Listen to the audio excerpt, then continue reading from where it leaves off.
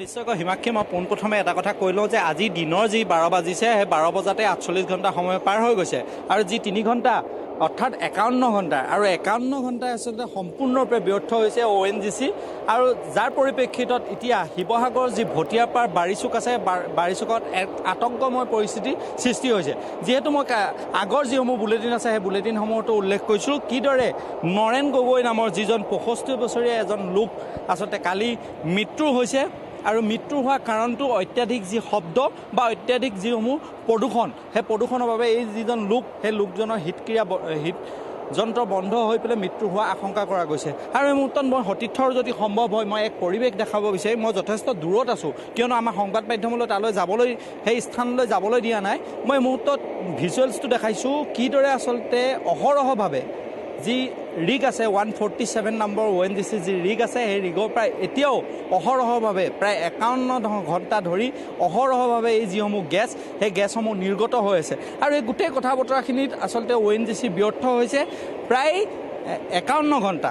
কালি ইতিমধ্যে কৈছিলোঁ যে কালি 24 ঘণ্টা পাৰ হৈ যোৱাৰ পিছত ONGC যিসকল বিষয়া বা যিসকল বৰমূৰীয়া আছে তেওঁলোকে শীততাপ নিয়ন্ত্ৰণ যি কোঠা বা AC যি কোঠা সেই কোঠাত বহি নতুন দিল্লীৰ পৰা এখন সংবাদ মাধ্যমলৈ এখন পত্ৰ প্ৰেৰণ কৰিছে বা এটা প্ৰেছ বিবৃতি প্ৰেৰণ কৰিছে যি প্ৰেছ বিবৃতিত তেওঁলোকে উল্লেখ কৰিছে যে সমগ্ৰ এলেকাটো ৰেষ্ট্ৰিক্টেড আৰু এই সমগ্ৰ এলেকাটোত যিসকল ONGC কৰ্তৃপক্ষৰ বাহিৰে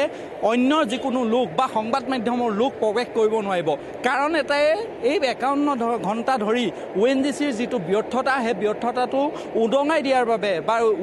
যিটো ব্যৰ্থতা সেই ব্যৰ্থতাৰ যিখন ছবি সেই ছবিখন সংবাদ মাধ্যমে দেখাই বুলিয়ে তেওঁলোকে এই যি প্ৰৱেশদ্বাৰ সেই প্ৰৱেশদ্বাৰ চিল কৰি দিছে অসম আৰক্ষীৰ সৈতে আৰু এই মুহূৰ্তত মই এটা কথা উল্লেখ কৰিছোঁ এই দিখৌৰ যিখন কাষতে থকা যিখন দিখৌ দেখিছে আপোনালোকে সেই দিখৌখনৰ পৰা অহৰহ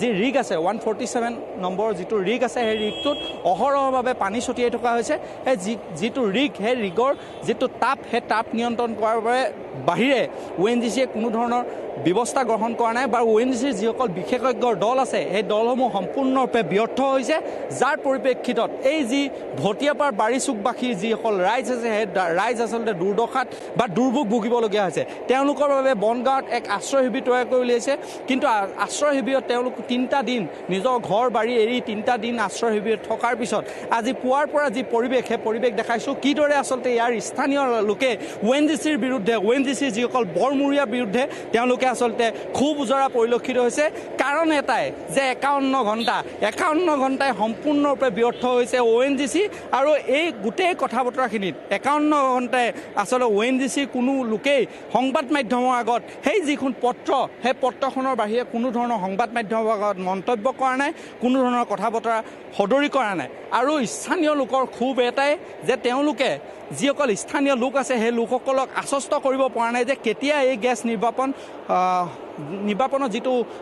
কথা বতৰা সেই কথা বতৰাখিনি আচলতে সমাপ্ত হ'ব কোনো ধৰণৰ আশ্বস্ত কৰিব পৰা নাই যাৰ পৰিপ্ৰেক্ষিতত আজি দেখা গৈছিলে পুৱাৰ পৰা ইয়াৰ যিসকল স্থানীয় লোক আছে বা এই যি অঞ্চলটোৰ যিসকল আৱাসী আছে তেওঁলোকে আচলতে প্ৰতিবাদ কৰাৰ পৰিৱেশ পৰিলক্ষিত হৈছে কিয়নো ONGCয়ে বছৰে বছৰে কোটি কোটি টকা এই শিৱসাগৰৰ পৰাই তেল উৎপাদন কৰি এইদৰে যিসমূহ কোটি কোটি টকা তেওঁলোকে আহৰণ কৰি আছে তাৰ পিছতো তেওঁলোকৰ যি ব্যাগুম যি বিশেষজ্ঞৰ দলসমূহ আছে এই দলসমূহ সম্পূৰ্ণৰূপে ব্যৰ্থ হৈছে যাৰ পৰিপ্ৰেক্ষিতত আজি 51 ঘণ্টা ধৰি এই যি গেছ সেই গেছ অহৰহ নিৰ্গত হৈ আছে আৰু এই গেছসমূহ আচলতে যদি সময় সাপেক্ষে যদি নিয়ন্ত্ৰণ কৰিব নোৱাৰে তেতিয়াহ'লে পুনৰ দ্বিতীয় বাগজান হ'ব এই শিৱসাগৰৰ যি ভটিয়াপাৰ বাৰিচুক আছে বাৰিচুক পুনৰ বাগজান হোৱাৰ আশংকা কৰা গৈছে